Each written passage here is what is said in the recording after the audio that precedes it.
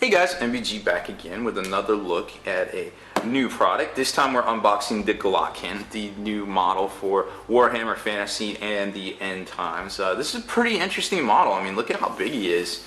That's pretty big. I mean, he's on scale with Nagash, hopefully, and I'm not exactly sure because I haven't seen one put together yet. But man, he looks really big. And I took a look at these sprues a little while ago, and man, there is just all sorts of stuff going on. It kind of felt like a bigger version of one of those clam pack characters you can buy, because you know a lot of times you get those clam packs and they come with they're kind of like you feel like they were taken apart and put back together on the computer, and it's all like random slices. It's not like arm joints and waist and things like that. And that's kind of how this is, where you kind of assemble it, piecing it together, kind of like a Warhammer 40k Stompa, if you've ever put the shell together of one of those things. But it's really cool to see how it all goes together. Of course, it's got the large base. This I think is we've seen this a lot. There's definitely the same size for Nagash, which leads me to believe he is a big mamma jamma. So we've got the two sprues right here, which you can kind of see in mostly detail. Let's just pop those out. Lots of big spaces. I mean, this is a normal size sprue, and that's just the body, the upper body of Glottkin right there. So that kind of gives you an indication of size. And we got different, I mean, this is his arm that hangs down, and got all sorts of little Nurglings and things like that. But let's take a look at the instruction manual just to give you an idea of exactly what I'm talking about here. So there's the finished assembly, of course, and then you start seeing right here, as you kind of start piecing it together, that's just one leg. All of that just to make one leg, right? And it's, see how it's all sliced and things like that. It kind of really reminded me of how they do the clam packs. Then you start getting into the other leg, and the let's see, this would be the right side of the model, and then so it's kind of like the right leg and then the front, and then you got the left leg on there, right? So it starts getting a little bit complicated. So my advice to you guys out there is definitely try to use some plastic glue, because it's a little bit unforgiving. You can scrape after it dries. You can scrape it away. You can file it down and things like that. Whereas with the super glues, if you kind of get it everywhere, it gets very, very, very messy. With plastic glues, it's very tacky. You can kind of dab it off onto a paper towel and make it a little tacky if you put too much on there. And just give it some time and work with it, and you get a nice clean seam that isn't obtrusive, and you don't see this big seam. But honestly, with Nurgle, who cares if you see a seam, because it's Nurgle. It's like it was stitched together almost.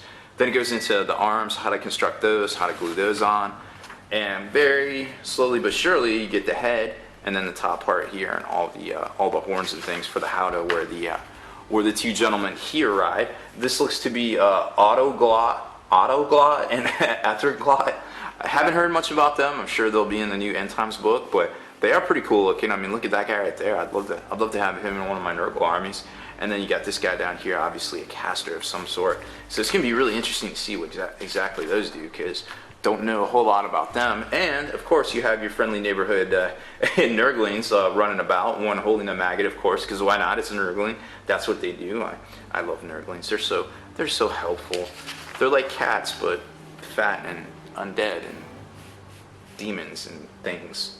A little bit more gross, but still kind of cool, and just, doing their own thing. Gotta love them. Here's the Glottkin rules here. If you don't happen to be able to pick up a copy of the new book, they at least include it with the model itself, which is very nice of them. Taking a look back at the first sprue here. Let's zoom in on this, give you a better look. Boom, there we go. Back it out a little bit. Yeah, there we go. Okay, so you can kind of see you've got a lot of these different assembly things going on. You got some top horns. There's your Nurgling holding a maggot. All sorts of stuff going on. Different horns, different tops of weapons. So it's all just kind of on a banner. It's all just kind of wherever they could put whatever, because that's what they did with the computer-aided design stuff. They just kind of throw it on here to fill the sprue. Much more advanced and things like that than normal people could do, because I couldn't tell you without computer assist like where the stuff to go and where to put the sprues and how to fill. And using the plastic injection molding is a whole different animal than doing resin casting and things like that. So it's, as I think Games Workshop found out a little bit with the fine cast, you can't use the same you can't quite use the same molds to do that you use metal to do resin.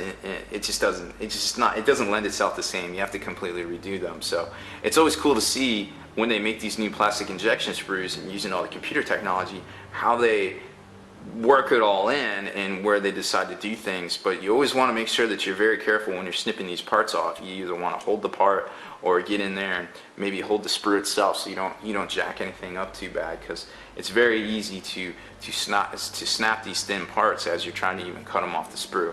So here we got a really cool looking scythe, which I think belongs to Auto Man right there, and then you've got the caster, and then all sorts of different components to them. You got an arm, you got the top of the howdah, the other arm, there's Glottkin's head, some other parts I don't recognize, and some different teeth and things like that, and more different, that looks to be a belly of some sort. If I had to guess, there's a head to Auto, there's another head. So pretty cool looking stuff. Still not exactly sure how tall this guy is, but it will definitely be nice to see. I'm sure the first one in every hobby store across the world, it gets put together, everybody's going to be crowding around, ooh, how big is it? And I'm sure we'll start seeing pictures online, but man, this thing just looks so good.